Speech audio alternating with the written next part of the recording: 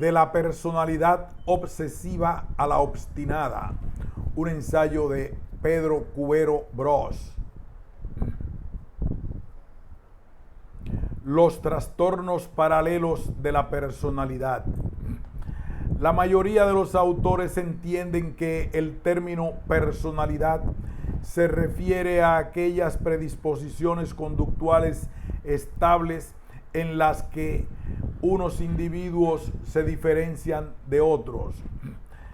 Sabemos que ante una misma situación, lo más probable es que distintos individuos reaccionen de modos distintos.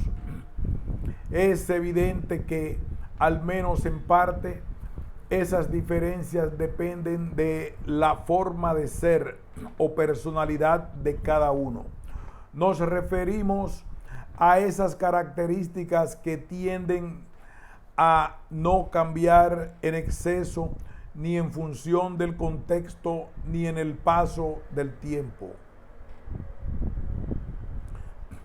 En realidad, las diferencias de personalidad no son fenómeno exclusivamente humano.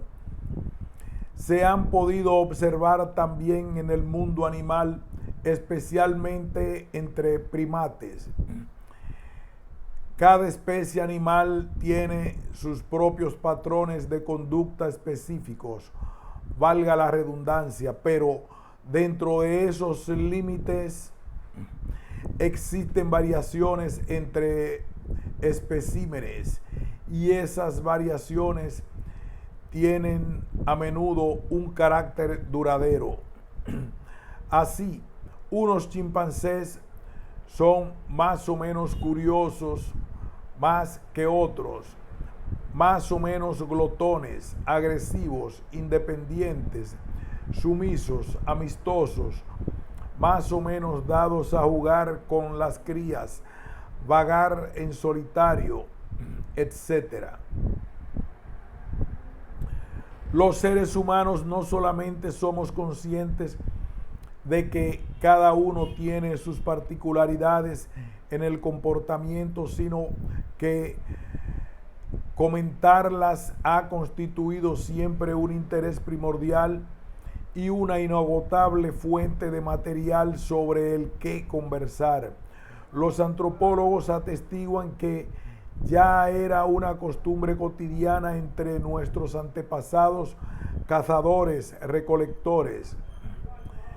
En un primer momento, la psicología se aplicó al estudio científico de las personalidades mediante el uso de cuestionarios de respuesta múltiple. Rasgo es el término con el que se empezó a identificar cada una de esas características en las que se producen las diferencias entre sujetos. Habitualmente los rasgos no son dicotómicos, algo que se tiene o no se tiene, sino más bien un continuum en el que es posible situarse en distintos puntos.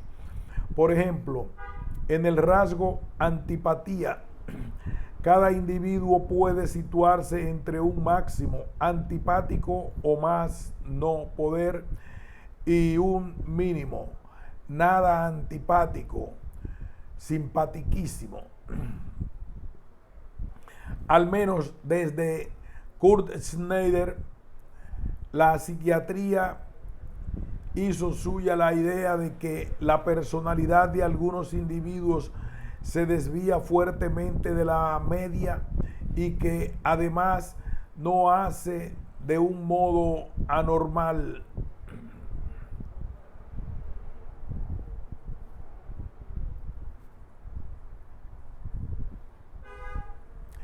En la aproximación psiquiátrica era inicialmente tipológica, lo que implica que la pertenencia de un paciente a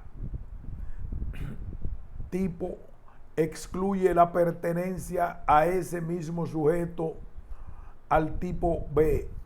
Este abordaje tipológico se iría diluyendo con el tiempo, de modo que hoy se admite el diagnóstico de dos o más alteraciones de la personalidad en un mismo individuo. Si fijamos nuestra atención en los trastornos concretos de la personalidad que figuran en los manuales y clasificaciones, nos topamos con una curiosidad. Algunos de ellos guardan una estrecha relación con una de las enfermedades psiquiátricas propiamente dichas. Así, la histeria o neurosis histérica con la personalidad histérica, histriónica a partir del DSM-3. La esquizofrenia con la personalidad esquizoide y con la personalidad esquizotípica identificada más recientemente. La paranoia con la personalidad paranoide y la neurosis fóbica con la personalidad evitativa. Entre la personalidad y la enfermedad se suponen básicamente dos tipos de relación. Uno, por un lado, la asociación estadística.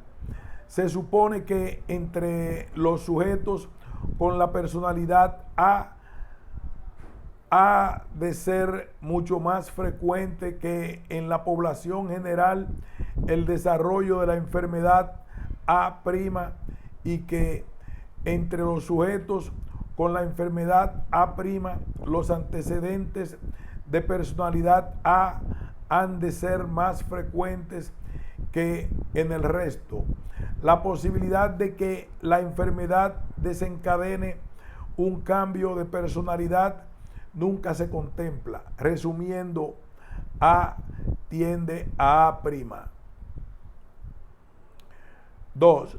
Por otro lado, la personalidad y enfermedad se han de parecer. Existiría una semejanza fenomenológica entre síntoma y rasgo, siendo este último más generalizado y difuso, más resistente al cambio y más egosintónico, o sea, A más o menos A'.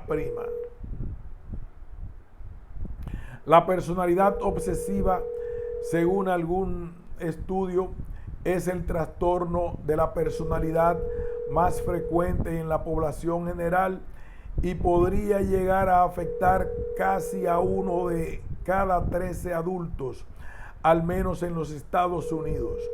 Probablemente no se ha recibido una atención acorde con su alta prevalencia y las importantes repercusiones que acarrea. El trastorno no sería sino la aversión rasgo de la neurosis obsesivo-compulsiva. Pero ¿es eso así? Esa relación que se da por supuesta, ¿de veras existe? Cierta semejanza fenomenológica es indudable.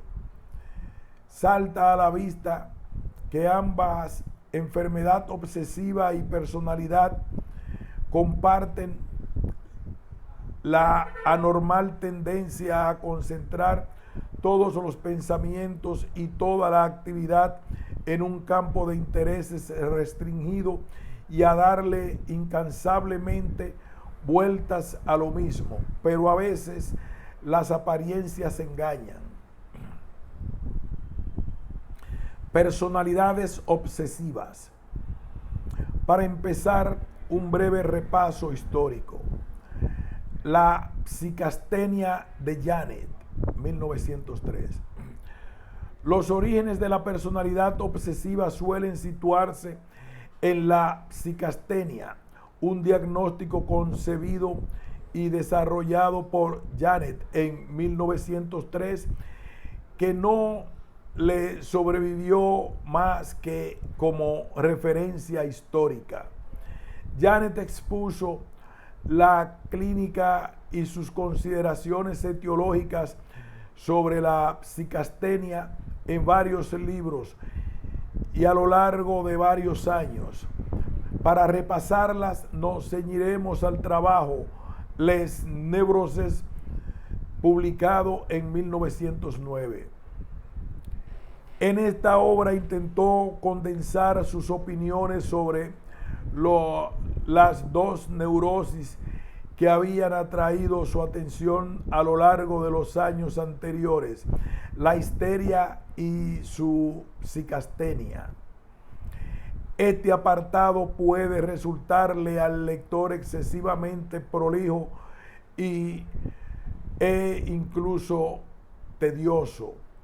Para el que prefiera omitirlo, adelantamos la conclusión muy sencilla.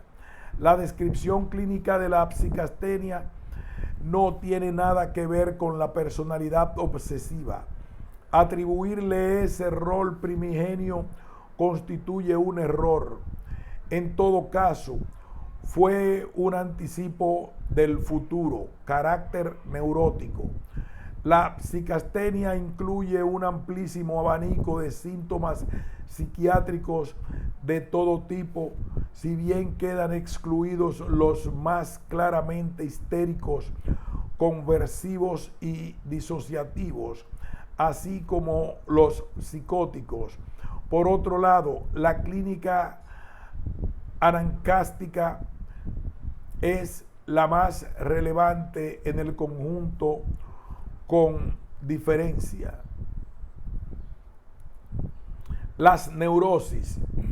Los términos neurosis fueron acuñados en la segunda mitad del siglo XVIII por el médico y erudito escocés William Cullen para referirse a una de las cuatro grandes clases en que pretendía distribuir la totalidad de las enfermedades humanas, cada clase a su vez dividida en órdenes, familias, géneros y especies, siguiendo un método de Linneo.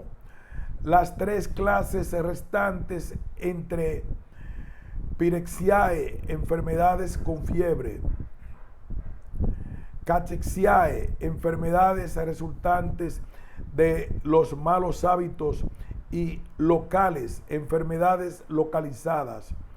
A su vez incluía en las neurosis todas las enfermedades del sentido y del movimiento, en las cuales la pirexia no constituye una parte de las enfermedades definitivas, y a todas las que no dependen de una afección local de los órganos, sino de una afección más general del sistema nervioso. Cullen no hizo sino dar continuidad a las ideas de Sydenham, quien había atribuido un papel central al sistema nervioso en el funcionamiento del organismo y en la génesis de la enfermedad. Sydenham desechó teorías clásicas como la de los desequilibrios humorales o la de los movimientos uterinos. A su vez, inauguró el amplio capítulo de las enfermedades nerviosas que Cullen rebautizaría como neurosis. Durante mucho tiempo ambas expresiones fueron intercambiables. Como cabe esperar, tratándose nada menos que de una de las cuatro grandes clases en que se repartían todas las enfermedades, el listado de afecciones que incluía era realmente amplio. Janet, citando a Sandras, las enumera: vómitos, diplopía, amaurosis, sordera, convulsiones, estado nervioso, afecciones intermitentes, periódicas, histeria, aclampsia, tétanos, hidrofobia, alucinaciones, sonambulismo, letargia, catalepsia, melancolía, nostalgia, hipocondría, delirio pasajero de las pasiones, ciertas intoxicaciones, ciertas fiebres, corea, etc.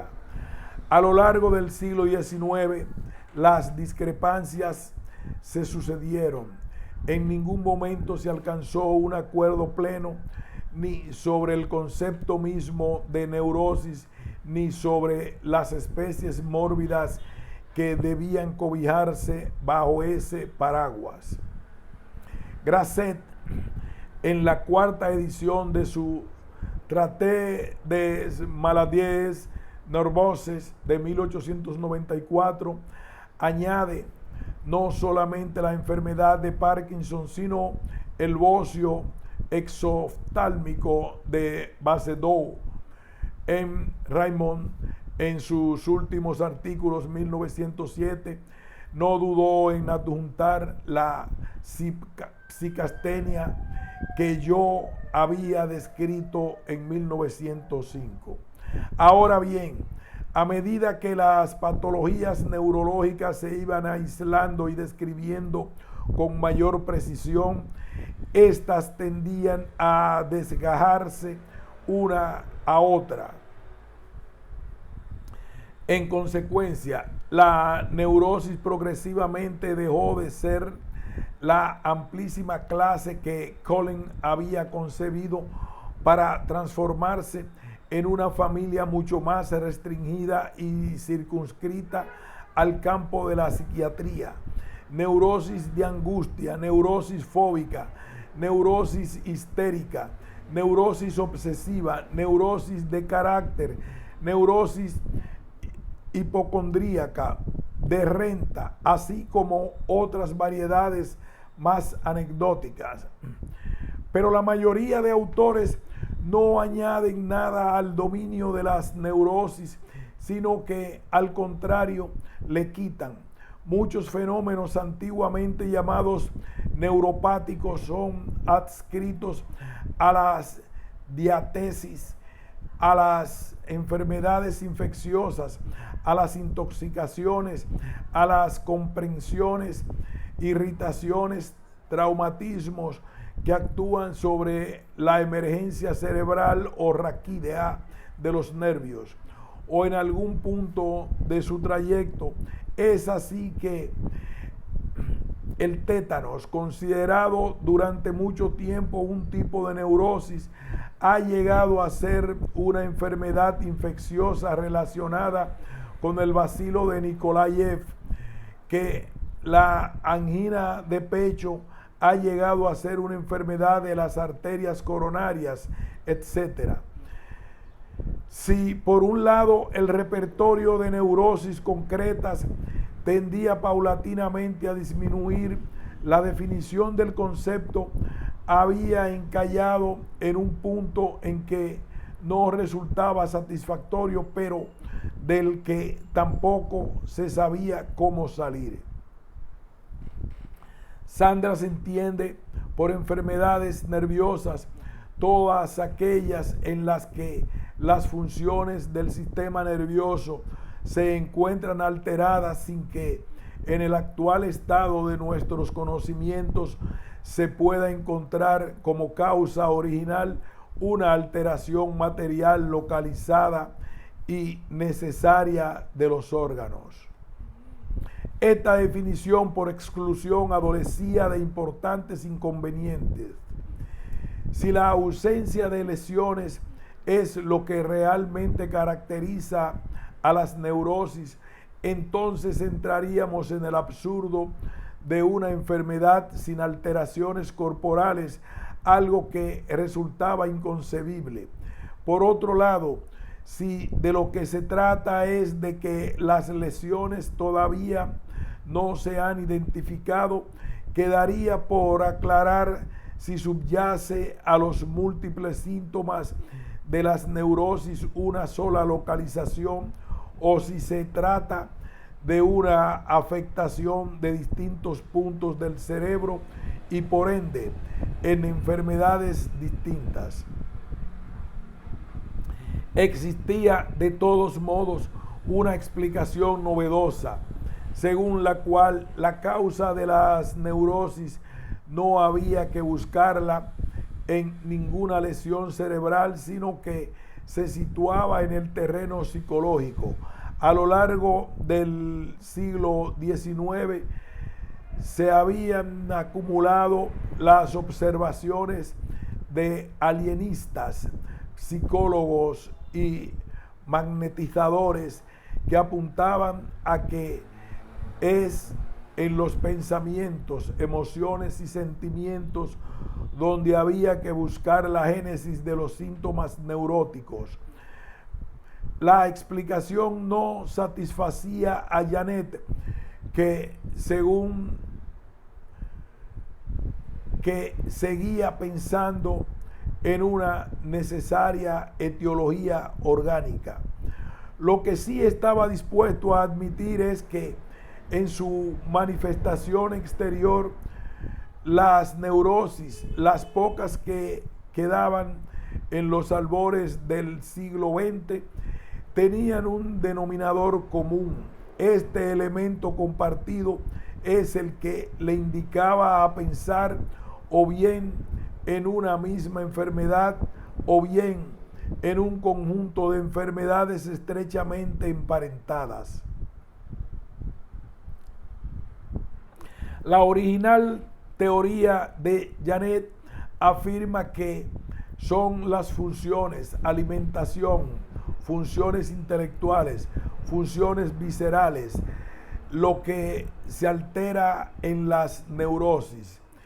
Estas funciones están constituidas por una multiplicidad de elementos que van desde los más simples a los superiores. Los últimos se desarrollan necesariamente con posterioridad a la adquisición de los primeros. Si elementos más simples de la misma, llevarse un alimento a la boca, se situaría en un nivel superior, y desplegar adecuadamente el conjunto de normas y rituales exigidos por una cena formal con desconocidos, se situaría en el tramo más alto del escalafón, en el de las conductas que se desarrollan en último lugar. Esta teoría brevemente expuesta explicaría el frecuente inicio en adolescencia, el agravamiento coincidiendo con los momentos más delicados en la vida de las personas, como el matrimonio, o la mayor dificultad en localizar la lesión causante, dado que esta tendría un asiento mucho más difuso en la corteza cerebral. En otras palabras, de acuerdo con Janet, las neurosis serían la consecuencia de un fallo en el proceso madurativo de las funciones. La detención se habría producido justo en el momento de la adquisición de los elementos más elevados y complejos de cada una de las mismas. De este modo se explica la sensación expresada por los familiares del infantilismo, de detención temprana del devenir biográfico. Janet emplazó su psicastenia como variante de una única enfermedad, la neurosis, o formando parte de un grupo de enfermedades estrechamente emparentadas, las neurosis. Pero el asunto que ahora nos ocupa es otro. Es cierto que es en la psicastenia donde hay que buscar el nacimiento o cuando menos la prefiguración del trastorno obsesivo de la personalidad. Para responder a esta pregunta tomaremos en consideración cada uno de los elementos que Janet integró en el cuadro clínico.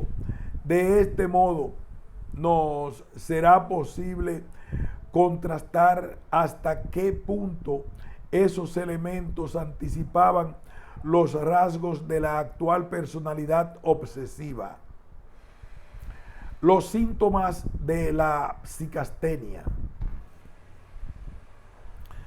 Los psicasténicos se caracterizan en primer lugar por unas ideas que el autor denomina obsesiones de los psicasténicos. Estas se definen por oposición a las ideas fijas. Unas surgen de las pacientes histéricas durante las crisis disociativas. Efectivamente, mientras las últimas se olvidan una vez finalizando el episodio crítico, los psicasténicos son plenamente conscientes de sus obsesiones. En todo caso, pueden tener dificultad en contarlas por resultados incómodos y embarazosas y en avance del carácter egodistónico que con el tiempo se les atribuiría. Las ideas obsesivas, según el autor, se acompañan a menudo de dos fenómenos: los impulsos o impulsiones y las dudas irrefrenables. El concepto actual de idea obsesiva es más amplio que el de Janet e incluye la mayor parte de lo que Janet etiquetaba como obsesiones, buena parte de lo que el autor denominaba impulsos o impulsiones, las llamadas fobias de impulsión. El resto de los impulsos de Janet corresponden a las compulsiones del actual TOC o episodios de auténtico descontrol impulsivo. Finalmente, las dudas irrefrenables de Janet hoy también se incluyen entre las ideas obsesivas. En otras palabras, lo que para Janet son fenómenos que acompañan a las obsesiones, en la actualidad se considera que en su mayor parte también son obsesiones. Asimismo, Janet desarrolló los temas o contenidos característicos de las obsesiones. La exposición de muchos de ellos conserva plena vigencia. Las obsesiones e impulsos sacrílegos consisten en la repetición de imágenes mentales completamente inaceptable para una persona religiosa o en impulsos a la realización de actos constitutivos del mayor de los pecados, el sacrilegio. Impulsión al crimen. Piensan constantemente en alguna acción criminal que no quieren cometer, pero hacia la que se sienten tentados. Así descritas, las impulsiones de los psicasténicos apenas se diferencian de cualquier otro impulso: a prender fuego a un bosque, a violar, al que el paciente se resiste con uñas y dientes.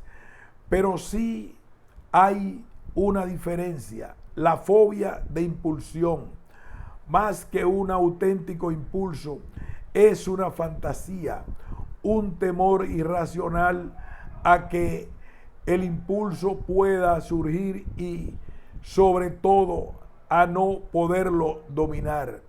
Esta diferencia ya había sido vagamente atisbada por Janet. Se figura que es empujado a violar una anciana sobre un banco frente a una iglesia. No es que sea empujado por un impulso y se resista al mismo. Es simplemente que se figura serlo. Las obsesiones e impulsiones genitales. ¿Cuántas jovencitas tienen miedo de verse libres queriendo refugiarse en conventos porque se figuran ser empujadas a acercarse a sus hermanos o a todos los hombres que entran? Entre las obsesiones genitales de los psicasténicos, Janet incluyó las de aquellos individuos que afirman sentirse atraídos por las personas de su mismo sexo. En realidad, temen sentirse atraídos por las personas de su mismo sexo y se representan imaginariamente las situaciones temidas, pero no se trataría de un verdadero deseo homosexual. El variopinto apartado de las obsesiones e impulsiones de la vergüenza de uno mismo incluye fenómenos que hoy no relacionamos con la clínica anancástica y cuyo denominador común son los sentimientos de desprecio, remordimientos, desagrado y sobre todo vergüenza en relación con sí mismo. Psicastenia. El enfermo se atormenta y se acusa constantemente por todo lo que hace. Tiene que denigrarse y humillarse e incluso castigarse a sí mismo y torturarse. Lo mismo se trata de un disgusto referido a su inteligencia que a sus sentidos. Los enfermos están convencidos o vuelven o pretenden estarlo de que no pueden ver ni oír. Quieren verificar todos sus objetos tocándolos y vuelven a tocarlos una y otra vez. Se obsesionan con el pensamiento de la locura. Pretenden estar locos y lo que es peor, se sienten empujados a comportarse como locos. Veo las casas y las personas al revés, digo tonterías, voy a estampar mi cabeza contra las paredes. Miren mis ojos y verán mi mirada perdida. Tienen la obsesión de que su personalidad ha cambiado y de que su memoria se ha transformado. En este apartado incluye igualmente el déjà vu y otro fenómeno, este sí, de claras connotaciones anancásticas. Las jóvenes atormentadas por el pensamiento de que no aman a sus novios.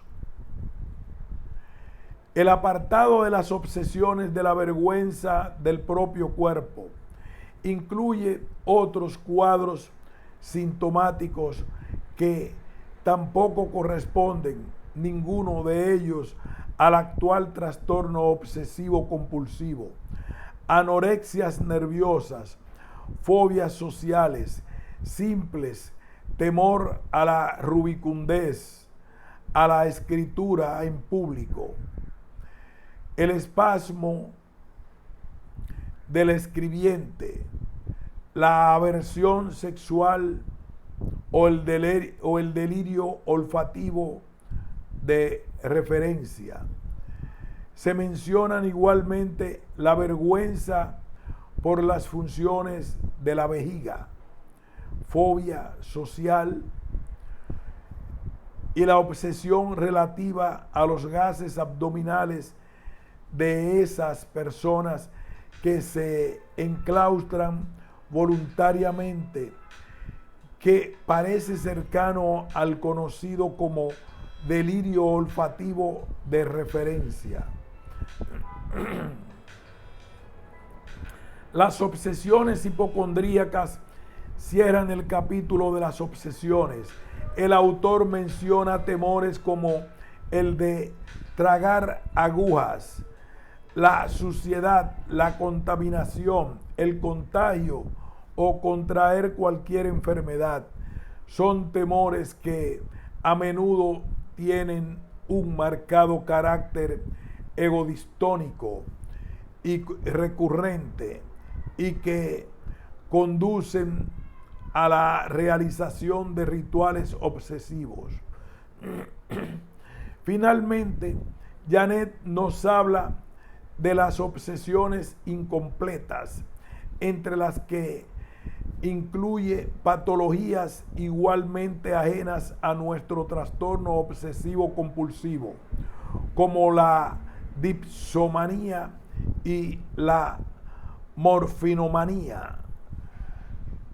Las obsesiones incompletas se caracterizan por la presencia de un impulso en remordimientos derivados de la creencia de haber cometido un crimen en el pasado, depresión delirante, síndrome de los falsos recuerdos. Las observaciones de Janet no se limitaban al contenido de las ideas obsesivas, sino también a la forma. Definió con gran precisión en qué consiste ese carácter egodistónico que les atribuimos a las ideas obsesivas. Duda enorme de su idea. No tiene la impresión de que la idea le pertenezca. Parece imponérsele. Carece de certitud, de libertad. Está dispuesto a declarar que su obsesión es ridícula, lo que no impide que se preocupe y piense en ella sin cesar.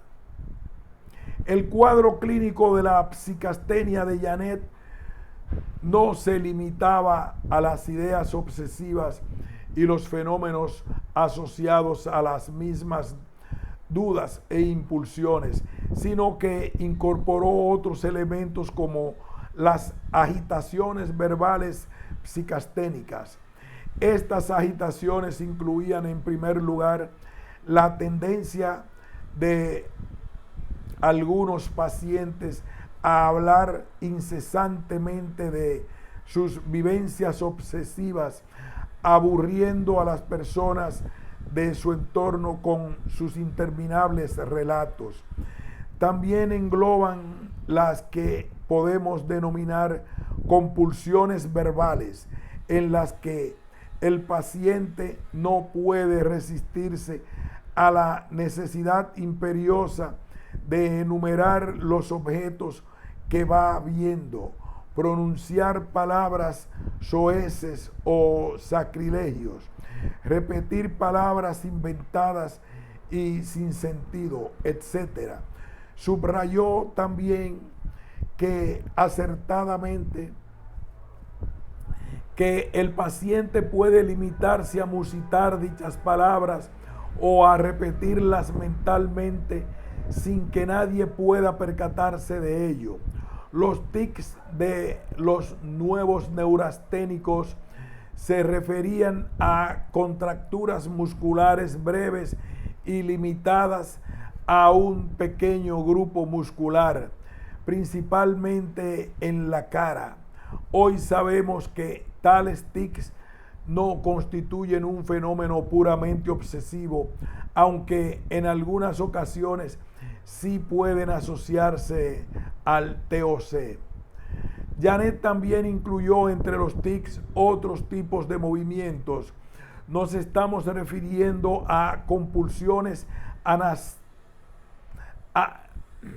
Janet también incluyó entre los tics otros tipos de movimientos. Nos estamos refiriendo a compulsiones anancásticas que, a diferencia de los tics, mantienen una vaga conexión lógica con las ideas obsesivas. En este capítulo se incluyen las manías de verificación, como la del paciente que una y otra vez sacude la cabeza para verificar que el sombrero sigue en su sitio, o la de la paciente que no puede evitar palpar su propio cuerpo para demostrarse que no ha engordado, o la compulsión de la adolescente que repetidamente se golpeaba 3 veces la cabeza y se tocaba la oreja para comprobar que su pendiente seguía en su sitio y se encontraba bien sujeto. Un paciente con manía de simetría andaba saltando de piedra en piedra con el fin de proporcionarles a sus 2 pies las mismas sensaciones. Los pacientes con manías de símbolo realizan pequeños gestos o movimientos que para ellos entrañan un significado totalmente arbitrario. En las manías de tentación, el enfermo se limita a iniciar un gesto como el de un golpeo. En realidad, nunca consuma.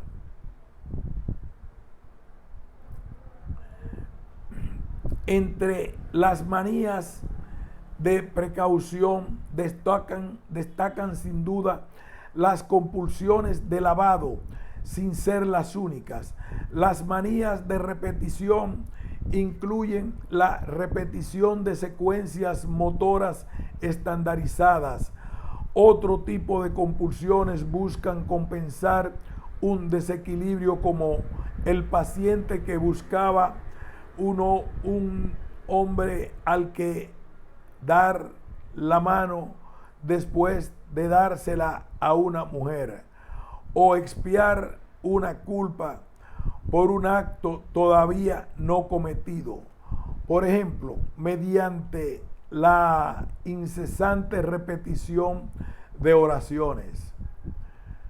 Los síntomas de la neurastenia que Janet adjudicó al capítulo de las fobias de acción y de situación son los siguientes: aquellos cuadros en los que una intensa angustia impide al paciente la realización de una determinada tarea.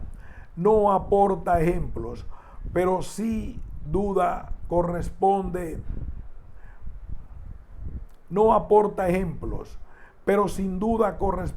a la ansiedad de ejecución, que en algunos pacientes se asocia a actividades como los exámenes, la conducción, el desempeño de la actividad laboral, etc. La aquinesia algera puede afectar a individuos que han sufrido un accidente que ha dejado como secuela un dolor más o menos intenso. El terror a reactivar el dolor los lleva a una importante parálisis totalmente desproporcionada. Los pacientes con vasofobia, que no se atreven a andar. Los enfermos con acaticia, que no pueden quedarse quietos en una silla. En las fobias a objetos, la ansiedad se desencadena por la mera visión de un determinado objeto.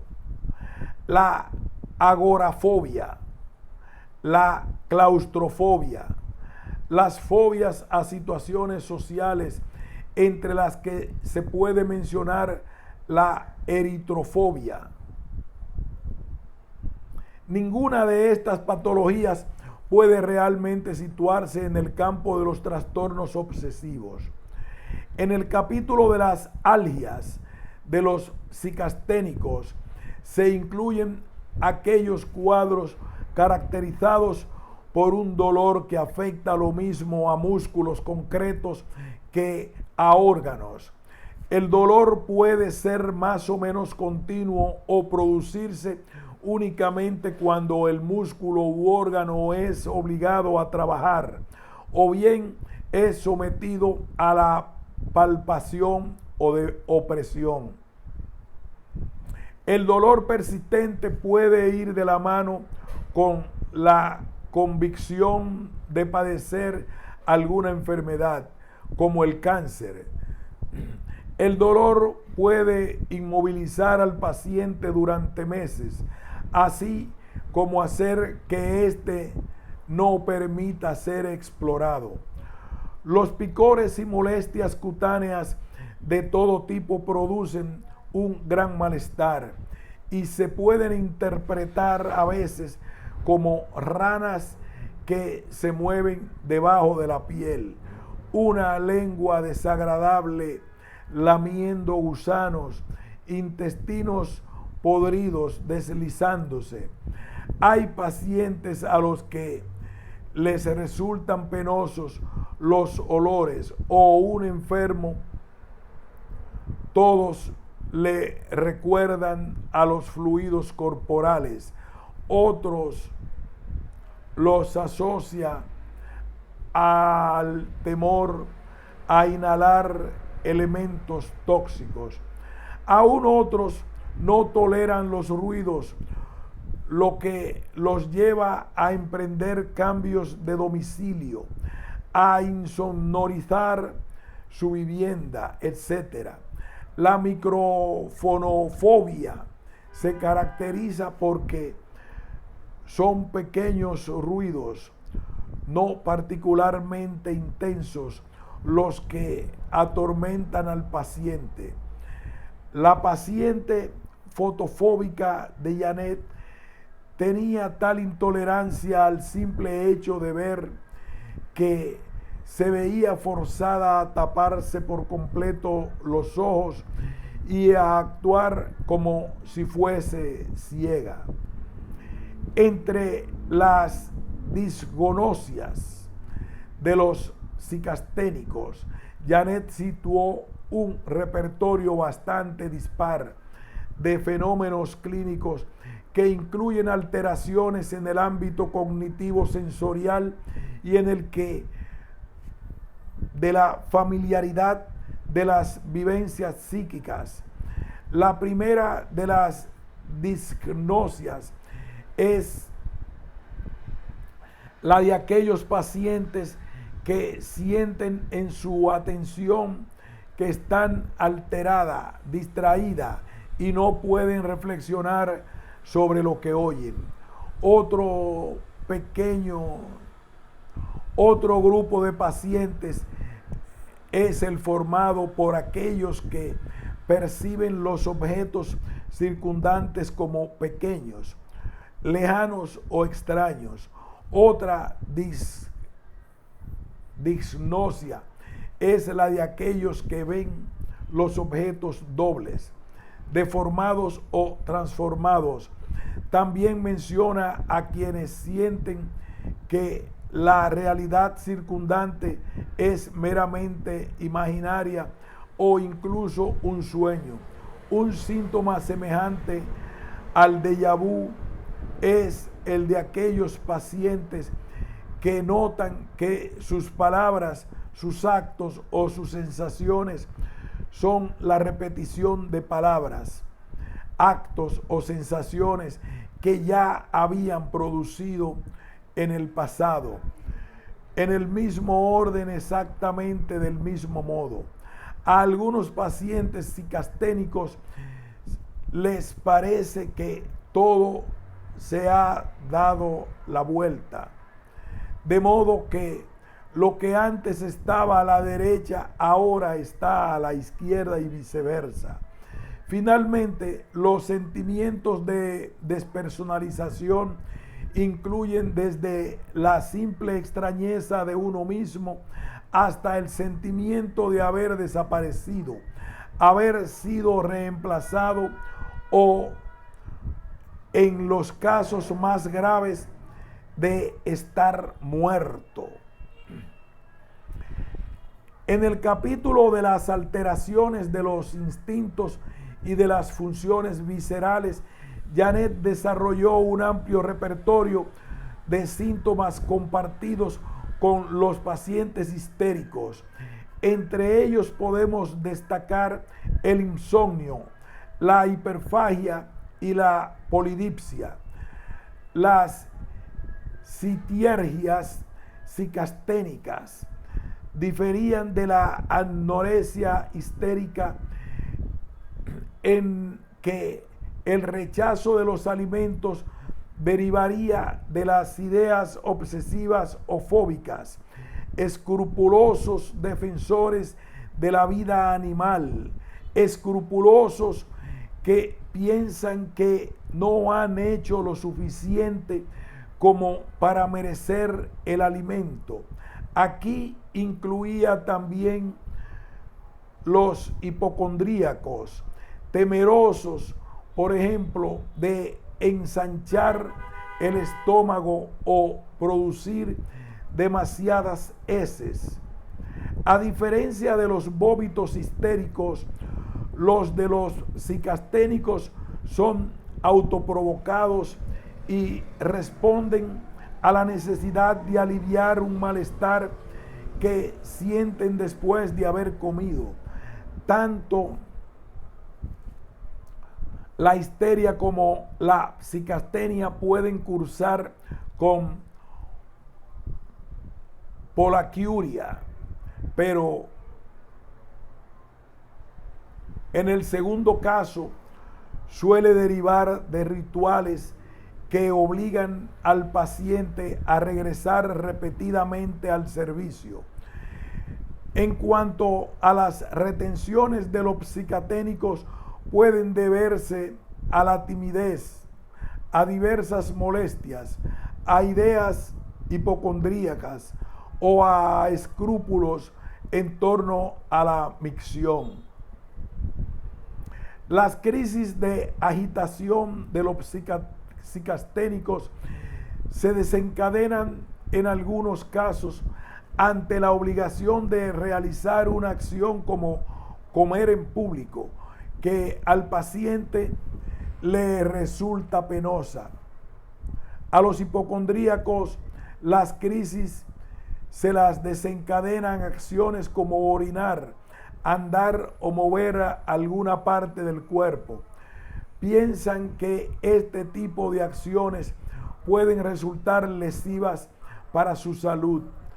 En la descripción de Janet, que en buena medida nos remite a las crisis de angustia, las crisis de agitación cursan con 3 órdenes de síntomas: las cavilaciones, los movimientos variados, conatos autolimitados de agitación motora, que no suelen ir más allá de la rotura de algún pequeño objeto, y las alteraciones viscerales, palpitaciones y respiración acelerada. A las crisis de agitación les preceden los periodos de depresión de los psicasténicos. Constituyen, por así decirlo, el fondo en el que episódicamente se desatan las crisis durante lapsos más recortados de tiempo, lo que define los periodos depresivos que son los fenómenos de insuficiencia de la atención, insuficiencia de la memoria e insuficiencia de la voluntad, con las innumerables variedades de la abulia. También la despersonalización, la desrealización, la indecisión, la lentitud, la incapacidad para terminar los actos son elementos propios de los periodos depresivos. Janet habla de un estado mental psicasténico, de una emotividad característica de los enfermos psicasténicos. ¿Cómo reconocerla? Las palpitaciones, la respiración irregular o la rubicundez no son de utilidad para distinguir la angustia de los pacientes psicasténicos del miedo normal y la natural en el ser humano. La diferencia hay que buscarla en otra parte que el autor plasma en dos rasgos generales: la pérdida de la función de realidad y la disminución de la tensión psíquica. Por pérdida de función de lo real, si descendemos a un plano algo más concreto, Janet se refería a cosas como la indecisión, la falta de capacidad resolutiva, de convicción y de atención. El psicasténico sería incapaz de experimentar sentimientos ajustados a la situación y resulta insoportable y prefieren refugiarse en el pasado, en sus fantasías, psicologizar o filosofar. Torpes, carentes de sentido práctico, evitan todo tipo de compromisos y esfuerzos, dado que las exigencias de la realidad no hacen más que azuzar sus debates internos, sus escrúpulos y sus angustias. La disminución de la tensión psíquica supone que el paciente psicasténico se hallaría en un estado semejante al del cansancio o la somnolencia. En consecuencia, experimentaría un mismo tipo de fenómeno,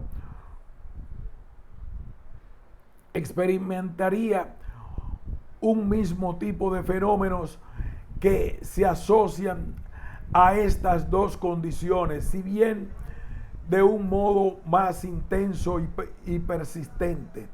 Es así como el autor interpreta los trastornos motores, la irritabilidad, las ensoñaciones obsesivas, las alteraciones viscerales, el tedio, la pérdida de precisión en la acción, la lentitud en traer los recuerdos a la conciencia, la pérdida de tensión mental en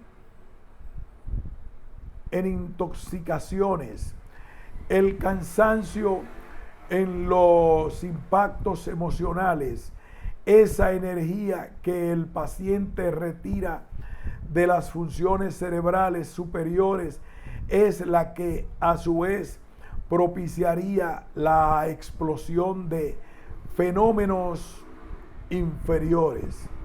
Aquí hacemos una pausa. Continuaremos con el siguiente capítulo. La psicastenia no anticipa la personalidad obsesiva. Y hasta aquí el resumen de la prolija descripción clínica de la psicastenia. ¿Hay algo en ella que nos permita afirmar que preludió, esbozó o introdujo la futura personalidad obsesiva? La respuesta parece incuestionable: no.